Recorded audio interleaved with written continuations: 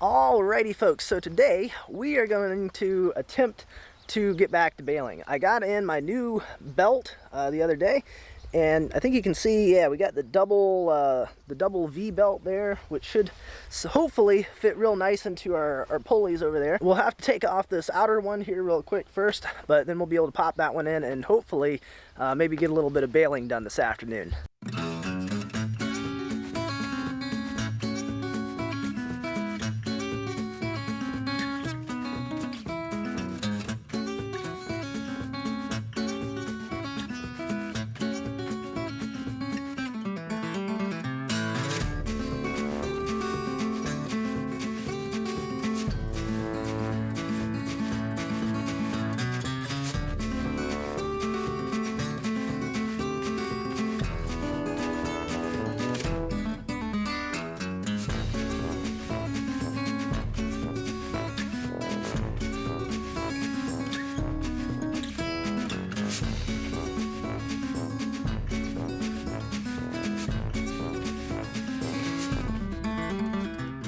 Alright, we're jumping ahead a couple days here, and when I was out baling, I think it was 2 days ago that I was trying to get that done. Well, the first thing that happened was I noticed that the new belt that I put on was kind of getting a little bit of flopping going on in there, and so I kind of stopped for a minute to see if I could adjust some belt tension and stuff like that on there. And I was also taking a little bit closer look at what that hay bale was looking like, and I noticed that it had a little bit of dampness to it. So I think because the hay had been sitting out here for however long, that lower layer was still a little bit wet. And right about the same time, we also started getting a little bit of really light, misty kind of rain coming down as well. So I had to call it for that day. And actually, I ended up just kicking out the little bit of the bale that I had in there because in case it was a little bit too damp, I didn't want that heating up and catching the baler on fire or something like that. So we got some rain over the next 1 or 2 days, and it looks like we should have a couple days here where it's going to be up into the 80s again. It should be nice and sunny and dry, so hopefully we'll be able to get this stuff dried back out again. Probably what I'm going to have to do is go over these windrows again with the rake, kind of turn them over, fluff them up to really get them well dried out. Hopefully that'll be all right. I'm not sure. I think we're going to have some pretty low quality hay from this first run here, but while we're waiting on that to get dried out enough that we can rake it, we're going to go ahead and work on this tire here on the rake, because we can't really use the rake unless it's running. So I got a new tire, number 2, and if this one goes flat, we've got some really serious issues, because it's actually a I don't know if you can see it, but it's a flat free. It's a solid rubber tire. So hopefully this should do the job. I'll set you guys up here, and I'll get to getting this thing switched back out for, I guess this is like the 3rd time now, something like that.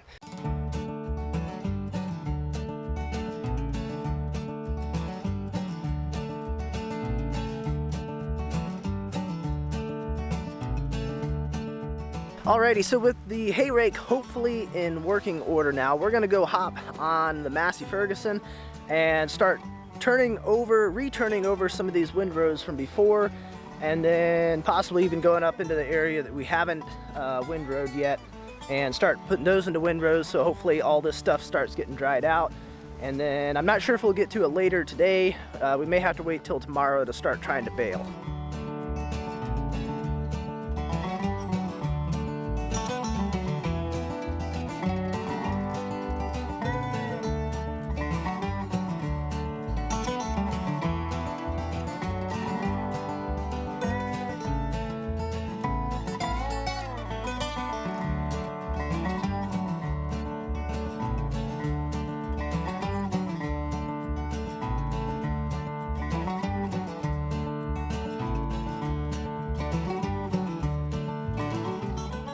Alrighty, so here's where I'm at.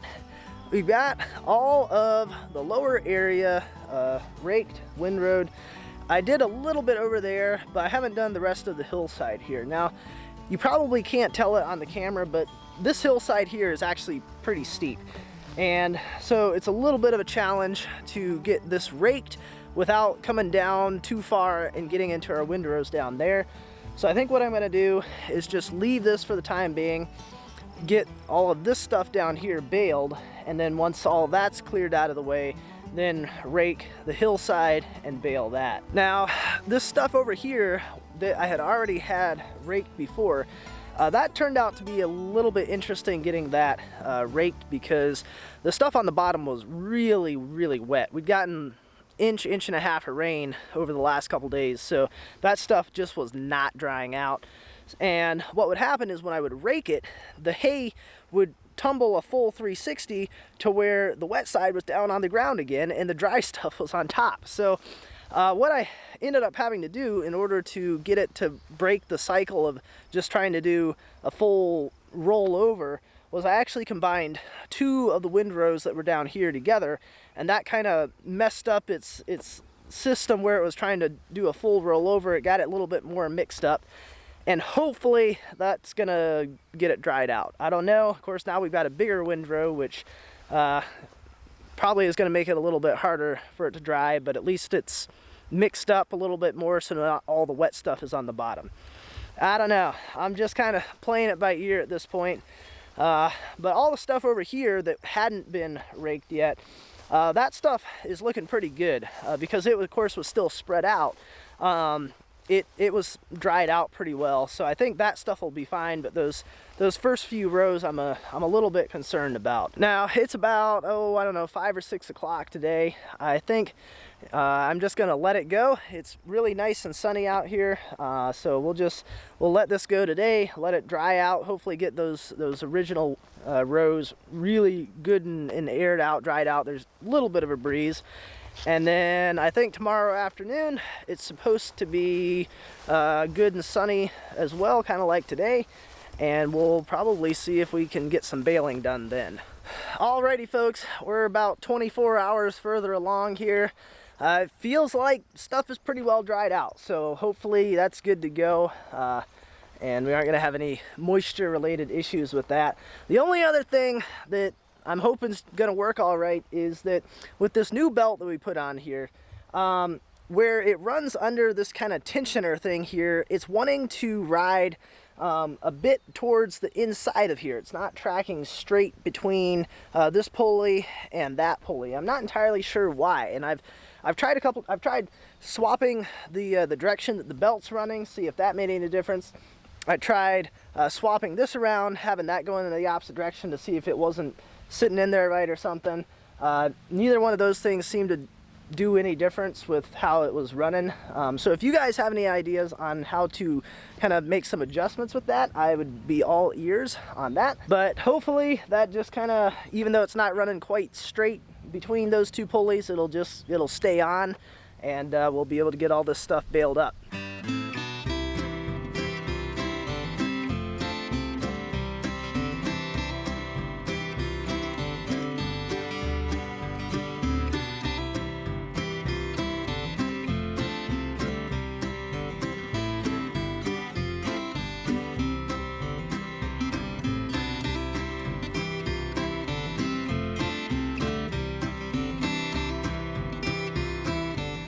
Well, folks, as it said, that the truth is stranger than fiction. It seems that as I was going along there, I wasn't actually really making a bale. I was thinking that it seemed like it wasn't building very fast. I mean, I could see a little bit of a bale starting to form in there, but it didn't seem like it was making quite as big of a bale quite as quickly as I thought it should be. And as you may have been able to see on the time lapse, that's because it was pulling the hay in the front and shooting it right back out the back. And the reason for that is there's these little latches right here that make sure that the tailgate, whatever that's called, on the baler stays shut. But if you don't get it down all the way, that last little ½ inch, those latches don't engage, and your hatch doesn't latch, doesn't shut all the way, and you end up just pulling your hay in the back, and because it's putting pressure on the bale to try and make it dense to form it, it just makes this back part pop open a little bit and the hay just comes right out the back. And because the baler's so big, you can't see behind you, so you don't realize until you make your turn that the windrow you just went over, well, it's still there. Now, fortunately, that wasn't too hard to solve. There is a little bit of a bale in there, so what I did is I just used a ratchet strap to kind of pull this back gate down a little bit, and then I was able to use a hammer to tap on those little latches to get them in place. So that is in place, but as I was making this last little turn here, it seems that I popped a shear bolt in here, which connects our PTO to the, well, the rest of the baler. And I'm not entirely sure what caused that. I'm suspicious it might have something to do with turning too sharply. I don't know that for sure, but I'm suspicious that might have been the cause. And I don't have any extra shear bolts. So I think it looks like I'm gonna go ahead and get an order in for some of those, and probably well, let's see, most businesses are probably already closed for today, but first thing tomorrow, start calling around, seeing if anybody's actually got them in stock local, and we'll go from there. Alrighty folks, so as it just so happened, I was actually able to find the shear bolts that I needed at a local equipment dealer. So I've got a new one in here, so that's swapped out. This is ready to go. We've got a whole bunch more of these, so just in case something happens and I break another one or two, I've got plenty more to swap those out, and we can just keep on rolling with this. Now, the only problem is, the last day that we were out here, we actually got some storms that came through here that night. And while we didn't thankfully get a whole lot of rain, stuff has been able to dry out since then, we did get a whole lot of wind with it. And because of that, it kind of messed up some of our windrows. Now, some of them seem to be fine, but we do need to hop on the Massey and with the rake and go through here, get some of our windrows straightened back out again. And then hopefully, maybe we'll get some baling done.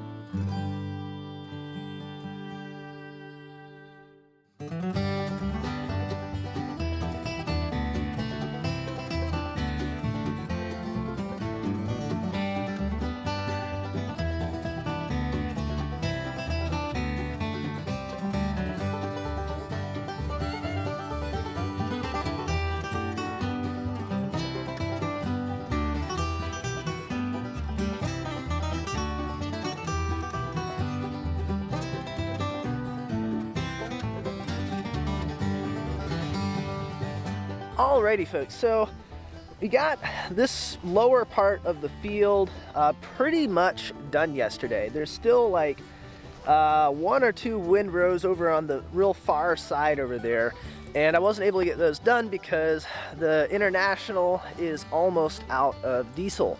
And for those of you that have never ran diesel equipment before, you really don't want to run them out of fuel, because unlike an engine that runs off from gasoline, if you run them out, you actually have to go through and bleed all the air out of the line. So it's a little bit more involved than just, you know, turning the key and letting it crank a little bit and starts right up. So I didn't want to take a chance on doing that, so didn't quite get this finished off. Now, just because it's almost done doesn't mean that I didn't run into a few issues while doing it. So I'm not exactly sure why this is, but for some reason, what was happening is I would come down through here, I would get to the end of the row, and then I would kind of come up a little bit onto the hillside, and then right as I was kind of coming down and making the turn, for whatever reason, it seemed that when the baler was kind of on a slope behind the tractor and at an angle, something about that would snap a shear pin. And I actually broke probably 3 of those doing it that way, until I started realizing, hey, wait a minute, it's doing this in the exact same spot each time. And I don't know why that is, but it seemed to do it. I mean, it would do it in this same spot every single time I would come around there. And I have no idea why. If any of you guys have any idea, I would love to hear it. And then that kind of ran into problem number 2, which is that if I tried restarting the baler, so if I had like half a bale in there and I tried engaging the PTO again after I'd put in a new shear pin, it would break the shear pin. So it seemed that there was just too much friction in there, I guess, to restart it if there was a partial bale in there. And so because of that, I ended up with several bales over here. 1 or 2 of these was here before, but when I was originally trying to do this, but I ended up with several bales that are not wrapped. They don't have any string around them, and they're only like a half a bale, because I got down here to the end and I'd be making that turn on the hill and I'd snap a shear pin, and the first time or 2 that I tried restarting it, again it snapped, and then after that I said, you know what, I'm not even gonna try it. We're just dumping it and starting fresh. So like I said, it did not go super smooth, but it is mostly done. I'm hoping to get some diesel out here and get this last little bit picked up on the bottom. I'm not entirely sure what I want to do with the hillside, because until I figure out what exactly it is that's causing those shear bolts to break, I really don't want to keep on snapping these trying to do the hillside, and so I need to try figuring out what's going on with that. So I think we're just gonna leave the hillside, and that grass will just kind of break down and turn back into soil again, so we'll just leave that for the time being. If we get around to a second cut, I'm not sure what we'll do over there, but we've got a little bit of time to get that figured out. I definitely did not get nearly as much hay out of here as I was hoping to, and I think that's just a combination of how long it sat here, that some of it was starting to break down a little bit, and that it got handled so much because I had to rake it however many times between just trying to windrow it originally and then raking it a couple more times to dry it out, and then re-windrowing the windrows after it had gotten blown around. Of course, every time you're raking it over, it's kind of breaking stuff up, and it's reducing the quality of the hay. You're losing more of that matter. It's just breaking down, and well, you aren't really able to rake it up or pick it up with the baler. So because of that, of course, you just end up with a whole lot fewer bales. So what we're going to work on here this morning is I brought the skid steer over with the forks on it, and we are going to grab all these bales and we're going to stack them up over beside the fence line back here behind me. That way everything's cleared out of the field here so that the grass can grow, and hopefully we'll get a second cut here later this year.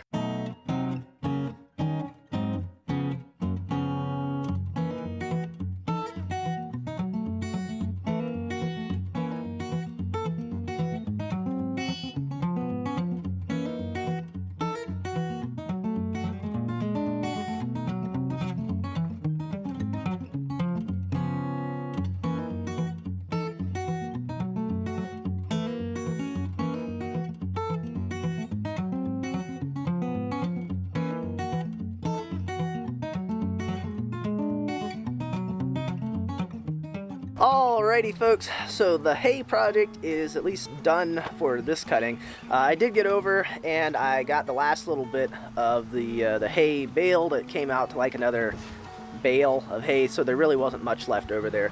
And I did break another shear bolt while doing that as well, so still not quite sure what's going on with that, but there's definitely something not quite right. Maybe it's something that I'm doing wrong, but I feel like there's something else going on with this, so still got to get that sorted out. So with that done, that is going to wrap this video up. So as always, I appreciate you guys watching, and I will see you next time.